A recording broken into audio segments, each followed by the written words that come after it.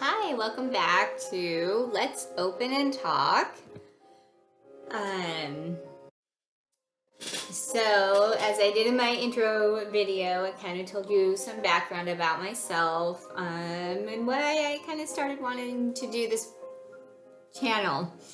Or I should say that I was being pushed by my guardian angels to start this channel, and I apologize. After I watched that video, this chair is the most creakiest chair, but it's what I have for right now, so just bear with me. I don't know how to fix that, but maybe I'll have my man look at it and see what he can do. But so welcome back. Thank you for joining me. Thank you for hitting the like and subscribe button if you've already done that. I thought tonight we might start talking a little bit more about self-love. Sorry, I like to have the little music in the background just to maybe break up the squeakiness of my chair, but I don't know if it works. So I apologize. I started these notes for this channel about talking about an option of self-love. And it started out as notes, and now it's ended up into a whole book. So I've been putting it into my computer now, which takes time. And I thought I had this ready, and I'm apparently not. So I'm gonna split that. So,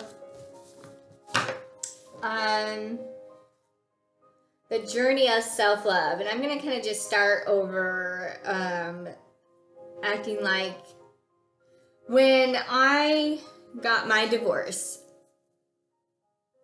I had come from a background that didn't teach me about what self-love was, about self-care, putting my priorities first. I actually was taught like putting my priorities first was a selfish thing to do.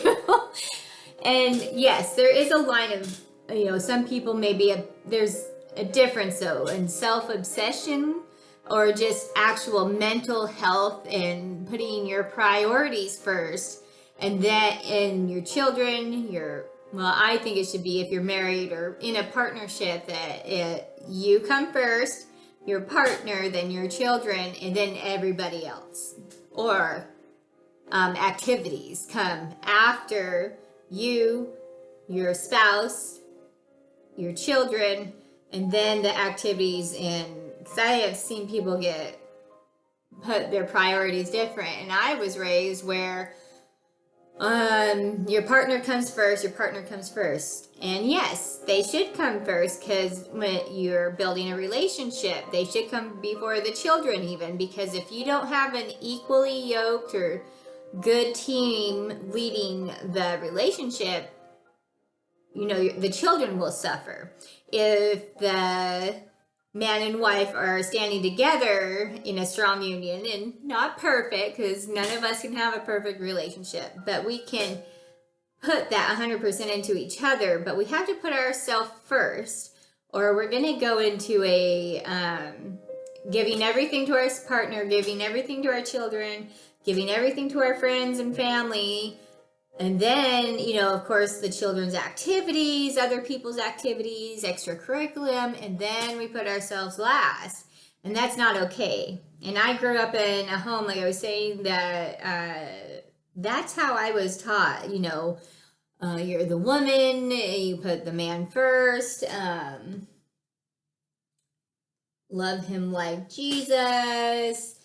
And I'm not trying to say that against the Jesus or, any of that. I just was raised very strictly that my needs weren't important. And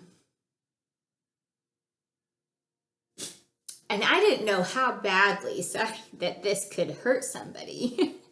Not knowing what truly self-love and self-care, that it's not a selfish act, that it's actually very healthy, not only mentally, but even just spiritually and physically. is a power in itself for you. Or me, I didn't know this. I put everything into my husband. I put everything into family.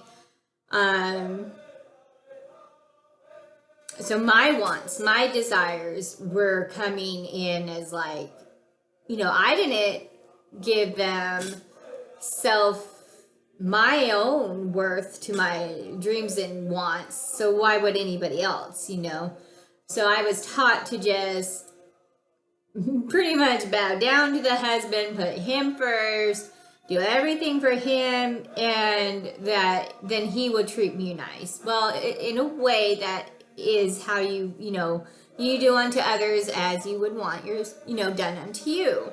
Treat others how you want to be treated. And I do that, but I also, until I started my spiritual journey, I didn't take care of myself. I took care of myself physically, but spiritually and mentally, and my worth, my self-esteem was super low. I had very little confidence. I was raised and told many times that I was stupid, I was dumb, I was born to an alcoholic mother, so I was an an alcoholic baby syndrome. I can't remember what it's called right now, but so I was raised thinking that, and I was even told, probably being a secretary is going to be the best thing that you can ever do. Maybe you'll just have to work for your dad, because they really made me feel like I was stupid, that I was born to a mom that had, and of course, I want to give this shout out, because now I know my birth mom, and I have a very strong and an awesome relationship with my birth mom. And it's so far from the truth, but it was like another little lie that they wanted to put in me, that it did two things. It hurt me, put my self-worth down, while also hurting my thoughts about my birth mom.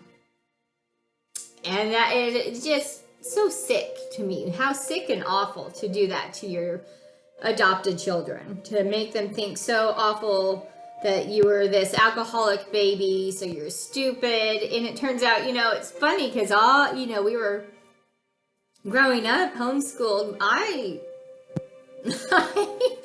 We did the test, and I was always passing way above average. So I don't know, but when you're being told day after day by people that are supposed to be your loving and your protectors, and they're telling you you're just stupid, you're not going to amount to much, you're just going to what the best thing for you to do is find a man that will take you. If you can find a man that's going to take you and let him take care of you, because they acted like I couldn't make decisions by myself. They made me feel like I was not able to even make the right choices, that I couldn't be on my own, because I would just not handle life. No, if you don't give your children the foundations and the learning steps to handle life, then that's where they can't handle life, because they've never been taught that. They've never been taught self-care. We were never taught about meditating, about, yes, prayers and meditations are somewhat alike in that you're praying for, or manifestations, or meditating for manifestations. But meditations is also going within, listening to your spirit, knowing that you have the wisdom in you, and that if you just sit still and listen, you can hear it and you'll learn from it. So that is a little bit about my background. So that is where when I divorced my ex-husband, when we got our divorce, I was finally free. I was living far away from my adopted family. And that's probably the only way I did go through with my divorce, because I didn't have them scaring me back into being in that relationship with him. But this again, I'm not using these videos at all to ever knock my ex-husband. He's on his own life journey and spiritual journey, and that's where he's at. It wasn't a healthy marriage at all, but I have two beautiful, precious, sweet boys out of it. So, and everything goes for a reason, and I learned a lot from that marriage, and I pray that he did. And you know, I send him forgiveness and love, and that's where I'm at with it. So after the divorce, I was free. I was finally really free to be able to explore what I've always been wanting to explore. You know, growing up, I had always questioned like things in the Bible and wanting to know more, you know, knowing and saying, well, you know, I found out that there's lots of books missing from the Bible that they aren't allowing all of us to read. Why is that? Or, you know, I want to learn them, like the book of Enoch. Why was that taken out? I wonder. There's a lot of things in there that the typical, I don't usually like to generalize everybody in one item, but for this particular reason I will. The general Christians would probably, I don't know if they've ever listened to the book of Enoch, and if you haven't, I totally completely encourage you to read it or listen to it. YouTube has the full books of Enoch recorded on YouTube, so listen to it. It's and take what you want from it, or you know, if it's not for you, that's great. I'm not here to push my agenda on anybody. I'm just here to give ideas and what worked for me spiritually. And if it works for you, great. And I'm open to other ideas too. I love to, that's what we're all here for. That's why we all have our wisdoms, because we are supposed to glean from each other. We're supposed to learn from each other, because we all have a little bit of piece of truth in us. And we're supposed to be a community of that. Anyways, back to that. So I was free to explore and discover what they had just put me on as like, put your blinders on, and that, you know, what we tell you is the truth. This is how the world is. This is what the Bible says. You know, like anytime as a child, if I questioned or pointed out things in the Bible that didn't make sense or went against like other parts of the Bible or what they were trying to teach you in the churches I was being raised up in, you know, I got in trouble for. I got yelled at, or I'd get disciplined or died.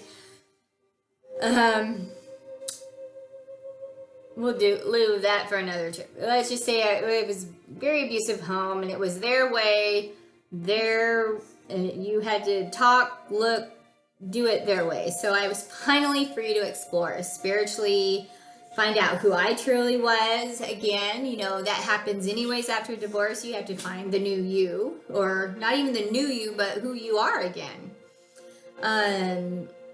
So of course, on the spiritual journey, being more aware, finding new truths and things that I was finally like going, oh, that's what I've been looking for. This is what I've been looking for. That opened me up to the spiritual awakening. And like every spiritual awakening, it's not like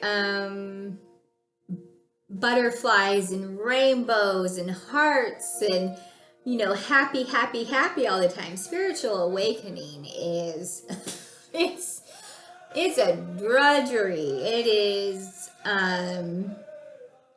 self-awareness, you know, holding yourself accountable, looking at yourself in the mirror, or like on Star Wars yes, I'm a Star Wars buff, but where Yoda is taking Master Luke to learn excuse me, sometimes I'm used to saying it in the Hebrew way, and you don't say the J's. So I was saying Jedi, but Jedis, the Jedi way. And the Jedi, you know, where they're saying, you know, where he goes into the cave and he fights who he thinks is Darth Vader, cuts off his head, and the mask comes off, and in that mask it was his face. Well, what they were saying is he was looking at his inner soul.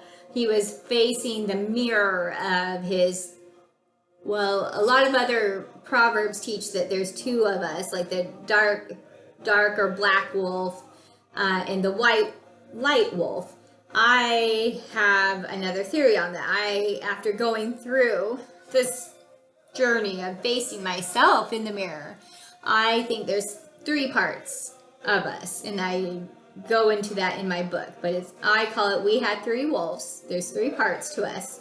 We have the black wolf, which is kind of like the dark, the alpha, omega, the loner wolf, the I, very, the dark side that is in everybody.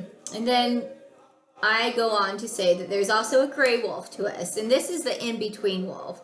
This is the changing your personality with whoever you're with one group to the next. You can flip your personality. You're not being true to yourself.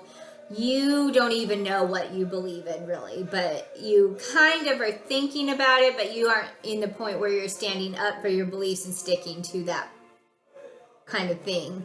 You're very indecisive. You're still in the poor me's, why me, or so you're not really being dark, but you're not quite being white and truthful and of light either, so that brings us to the white wolf. That's the third part of us. The third part of our soul is what I call it, the righteous wolf. And that is when you've gotten through the trudgery of your part of your spiritual awakening. That's you're no longer the I. You're a team player. You know that it takes a team to make an I. You've mastered your emotions. You've learned to balance. You have no more ego. You've let the ego go. You have learned how to accept yourself, all of you, with your flaws and your talents. And we'll go more into that. But that's a little bit of a hint of facing that, of learning that. And that's what the Jedis teach is what wolf will you feed. And a lot of us can be in the gray area and think we're being really like a good person. It doesn't always mean just because you're in the gray that you're a bad person. It just means that you haven't really decided what wolf you're going to feed, if you're going to be bad or you're going to be good, because you're good, but you kind of agree with some of the well, I don't want to follow those laws because they're not really important and they're dumb. So it's kind of like you're making excuses for reasons to be kind of like in the gray area, but you're trying to be a light person. It doesn't work. I was there for a while, and I found out I was there on my spiritual journey. That's where I was like, I'm not being really, it's one step in, one step out of something. I'm not fully a believer of this, but I'm not really out of this idea of thinking either. I'm still being kind of a toxic person.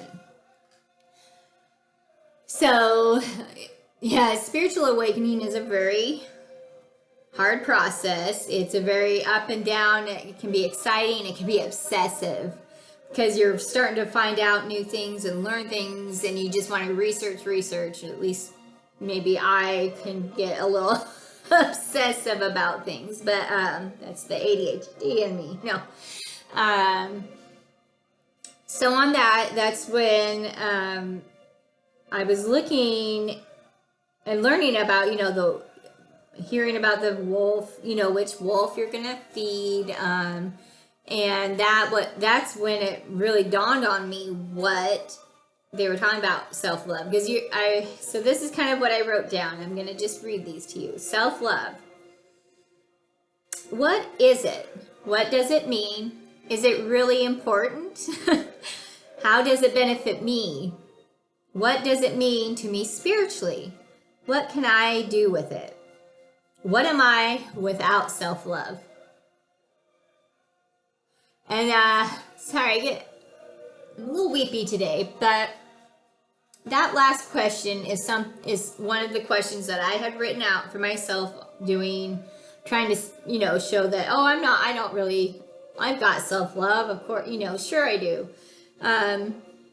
But that was something that somebody, I don't even remember, I think it was just one of the random teachers that is brought into your life when you're going on spiritual journeys. You're going to find so many different soul family tribes that just come into your life. You may never see them again, but they say one thing that just pushes you into a new vibe that you're trying to get over and learn. And that's what somebody said to me. They said, well, what are you without self-love? And I think that's when it really hit me, that I'm like, well, maybe I don't really know what this self-love is about. Maybe maybe I'm not as loving to myself or knowing what it is. And that's when that can be a struggle, because you are facing your toxic behaviors, you're facing memories from the past, toxic memories. You're thinking of, it can be tragic things that have been done to you, or just that you've allowed to be done to yourself because you didn't have that self-worth. And it's an extremely important part. So I'm going to read a little bit more of what I've been writing. Do you think you are already in self-love? Ask these to find out. Do you truly, truly like yourself? All of you. Do you find yourself worthy? Do you put your needs first and your wants? Do you enjoy being with yourself? Do you stand up for yourself? When others disrespect you, do you draw the line and express your feelings? Do you say no or no thanks without the guilt, or explaining why you can't do something or why you're saying no? Do you forgive yourself for past traumas or past hurts that you feel were your fault? Do you just forgive yourself at all? Do you invest in yourself? Do you know yourself and be yourself at all times? Do you talk to yourself or about yourself in loving ways? And these are some notes that I had taken out of my actual journal. And I do encourage you, if you have not been journaling through your spiritual awakening or process, any part of your spiritual time, I am sorry. I should have gotten a better one going, but I encourage you to go out and get that journal and start journaling. And I was never really a good journaler before my spiritual awakening. My partner, my life partner, my honey buns at the time was one of my spiritual teachers that I had met in a very random way. But in the beginning, he always kept saying, journal, journal. And we were laughing so hard the other night because I was reading to him some of my pages out of my journal, and it outright was saying things like, Joseph told me to journal, so I'm writing in my journal. I hate journaling. I mean, I can be a brat. I really can. And then that way, though, I could answer him when he asked me, "Did you journal today?" I could say yes. But at that time, I wasn't reading him what I journaled. He would just say, "Oh, good." So he was cracking up the other night when I was reading it to him, because he goes, even if you were writing that, at least you were journaling. And I was like, yeah. But the reason why he wanted me to journal, and why we encourage others going through times in their lives, it is so great to journal, because at first it may be hard and you write one thing, or you're not sure what to write. But the more you keep at it, you just start opening, and you're going to discover more things even about yourself, because in a way, you're kind of writing to yourself. You're having a conversation to yourself. And that's healthy in that way. Don't quote me on saying that it's okay to talk to yourself, but I do that. And that is going to be something in the self-love that you're going to learn to do, is standing in front of that mirror and telling yourself good things about yourself. Anyways, that's another video. journal. Get yourself a journal if you haven't, and you will, it will be a huge help. And it's so cool to get my journals from like 3 years ago, 4 years ago, well now like 6 years ago, when I 7, sorry, apparently I'm counting tonight. That's kind of scary. I don't want to think back how far long ago it's been. But apparently, we'll just say past 6 years. It's fun to see the journals, and I have a lot now, but it's almost like reading a book, and it is, because you're reading about your life, and you can actually look back and go, okay, I actually am growing. I am getting better at this. I may have taken 2 steps back on this other area, but in this area, I am way better. I don't write bratty sentences about Joseph anymore in my journals. Well, maybe in a different journal, but now that we're a couple, I have been for a little while, so. Anyways, I just bunny trailed myself, and I will get it back. Just hang in there with me. Journaling. So when I wrote these down in my journal, as I was encouraged to do, this is where I took these from a journal. It's sad to say, looking back at all of these questions, and because I tell you in my book to list these out, and then on another paper you're going to make a boundary list for these certain things. When I first wrote out this list a ways back, I'm sad to say that I answered no to every question. Ask these to find out. Do you truly like yourself? No. Because I didn't feel like, I didn't feel like I was likable. I always felt like, and it took a while even after my divorce, I felt like it was all my fault that I wasn't a good enough wife. I didn't love him enough. And I don't, this isn't a bashing thing, so I'm not going to bash him, but it does take 2. In any relationship, romantic or not, it takes effort on both parts. So it's not always just one fault. There are situations of abuse that it's not your fault that you're hit. It's not your fault that you're called names. It's not your fault that you're being put down. And I'm not just speaking personally, I'm just putting that out there. Do you find yourself worthy? No. And I answered no to all of these. Do you put your needs and wants first? No. Do you enjoy being with yourself? No. I was very codependent. In a way. Because when growing up, I love going out in the mountains, and he knows this. I can go and disappear. I don't need much. I really don't. Just some extra clothing for at night because I get cold, but I don't need to even bring food.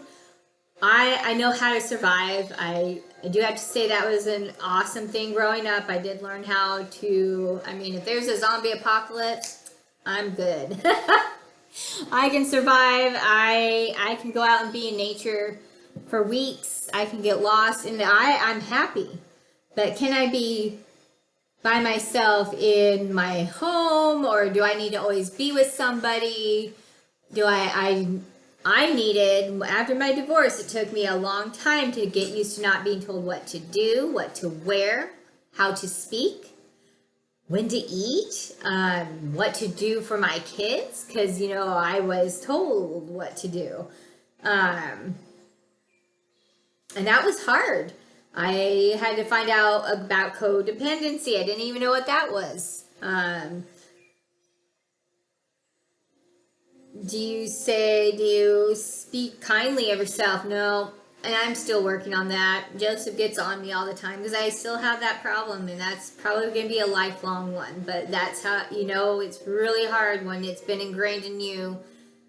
It's hard not to revert to it, but I'm getting better at it. But that's one, that's a hard one. And I know that's hard for a lot of other people, male and female. It just depends on the traumas in your life that have happened, and what toxic behaviors you have been ingrained in and learned. Do you forgive yourself? No. There were things in our childhood that I took the blame a lot for. That also my parents, adopted parents, would put on me. We're spanking your brother because you did this. We're spanking your sister, and it wasn't spanking. They didn't spank us. It was beatings. I know my sister got whipped one time with electrical cords because that's what our adopted mom. It was like whatever was around would be grabbed and just beat us with.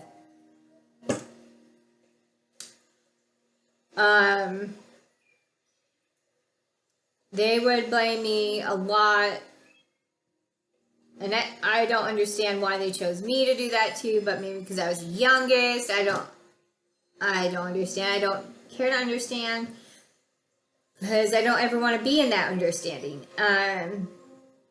So it was another thing, like I was so bad, and I apologize, and this is another one I still kind of get into, but I'm always saying sorry. Do you do that?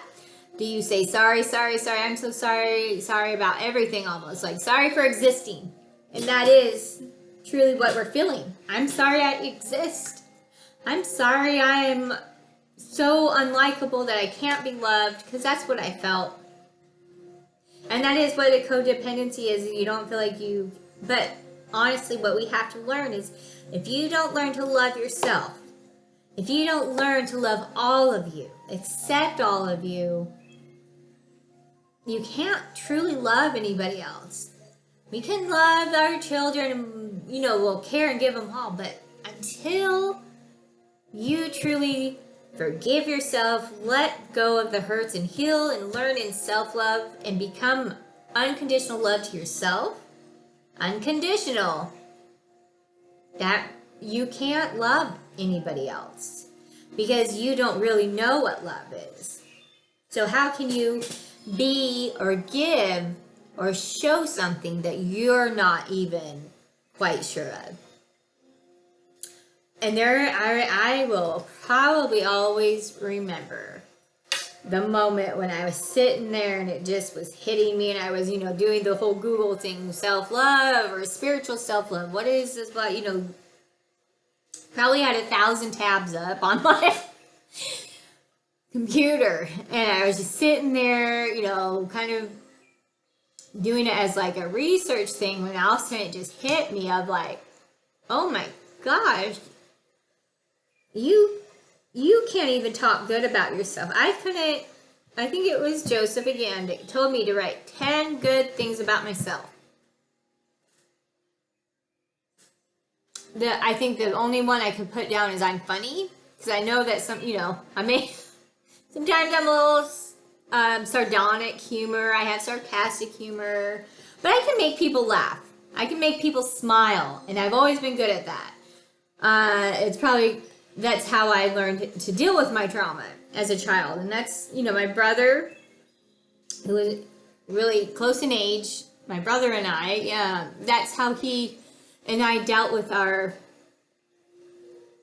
family life. And so I think that was just something I could always be, is, I can always laugh at those situations. Sometimes I laugh in an appropriate time.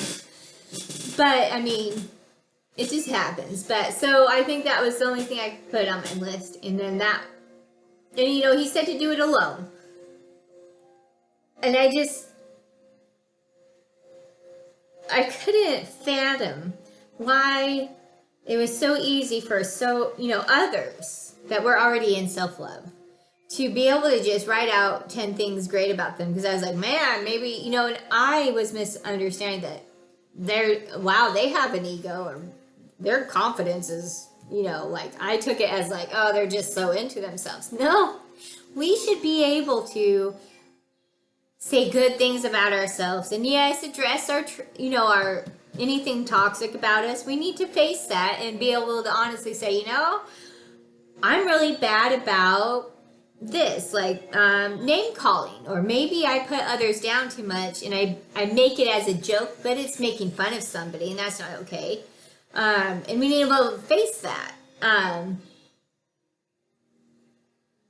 along with saying good things about ourselves.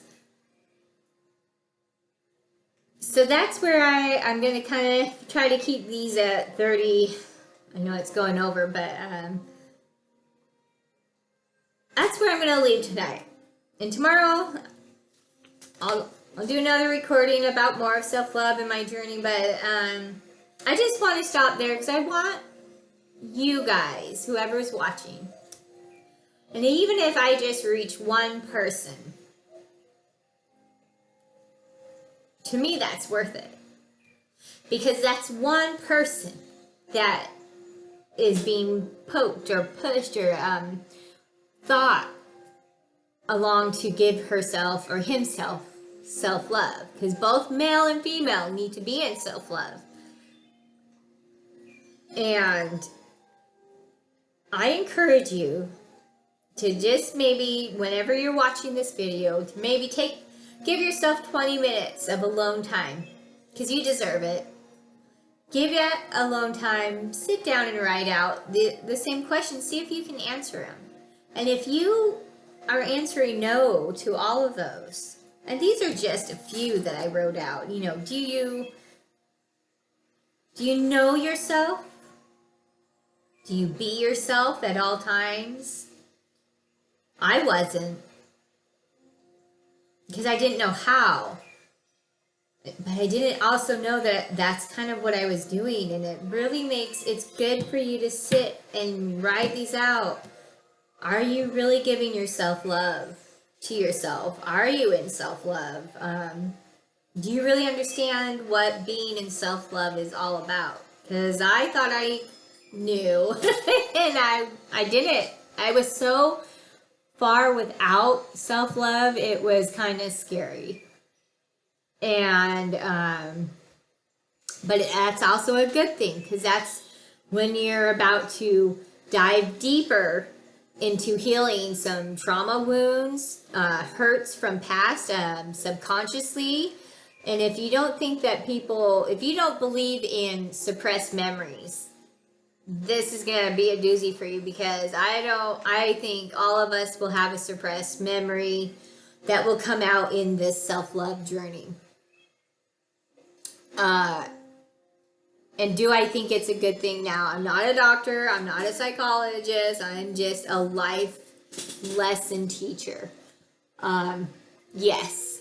Because if we don't get those subconscious or repressed memories out of us, we will carry those forever deep in us. And even if we aren't like purposefully remembering, or we're subconsciously carrying it with us, that is still a burden in us. That is still a stress on our body, mentally and physically, just wearing us down and being a reason why we don't have a boundary up, a reason why we are triggered by trauma-based actions.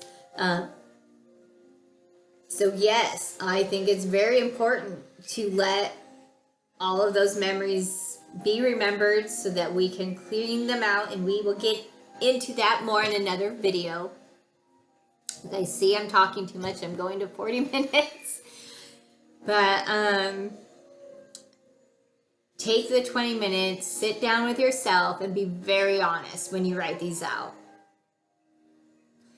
And my best, and Joseph again has was teaching me in the beginning, when he would ask me questions, he'd say, don't let your mind answer. Don't stop and think about it.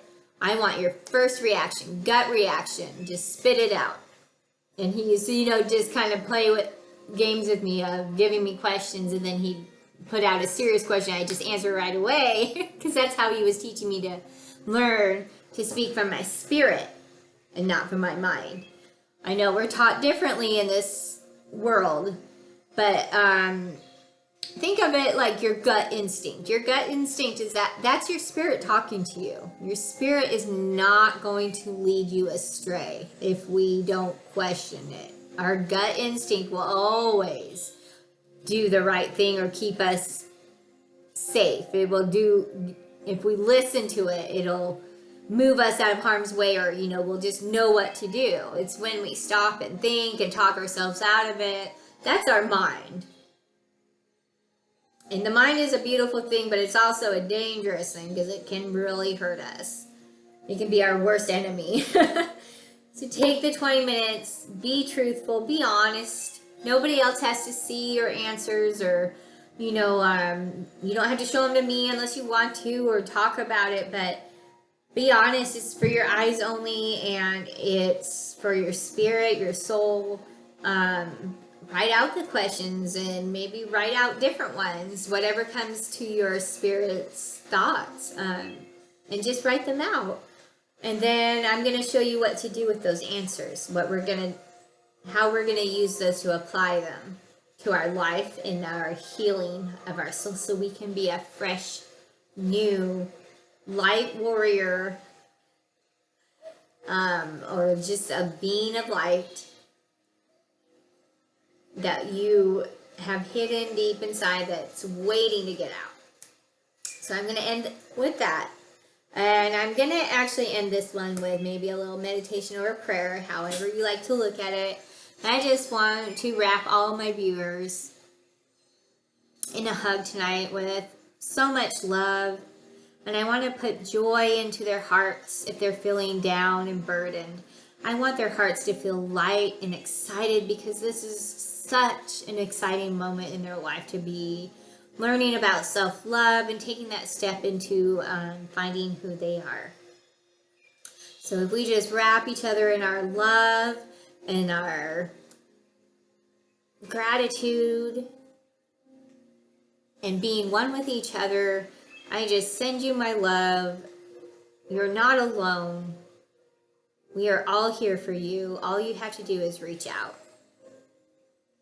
And know that you have your guardian angels just around you at all times, so you're never alone.